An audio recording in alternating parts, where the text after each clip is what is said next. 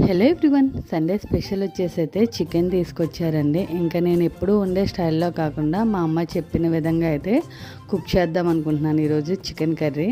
ముందుగా అయితే చికెన్ బాగా వాష్ చేసుకున్న తర్వాత దాంట్లో కొంచెం ఉప్పు కారం వేసి పట్టించేసుకుని పక్కన పెట్టుకున్నా అండి. సో ఇంకా మసాలాకి అయితే ప్రిపేర్ చేసుకుంటున్నా.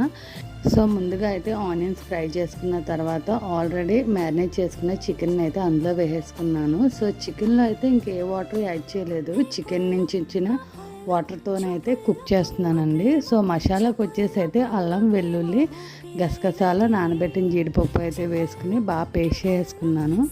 సో ఇంకా చికెన్ అయితే కొంచెం కుక్ అయిన తర్వాత అయితే ఆల్రెడీ పేస్ట్ చేసుకున్న మసాలా అయితే వేసేసుకుని కొంతసేపు అయితే కుక్ చేసేసుకున్నా అండి. ఇందులో కారం ఏదైనా కావాలి అంటే యాడ్ చేసుకోవచ్చు, నాకైతే సరిపోయింది. ఇంకా లాస్ట్లో అయితే గరం మసాలా ఒకటి అయితే యాడ్ చేసుకుని ఫైనల్గా కొంచెం వాటర్ అయిపోయినంత వరకు అయితే కుక్ చేసుకున్నా అండి. థిక్ గ్రేవీ అయ్యేంత వరకు. కర్రీ అయితే చాలా బాగా వచ్చింది.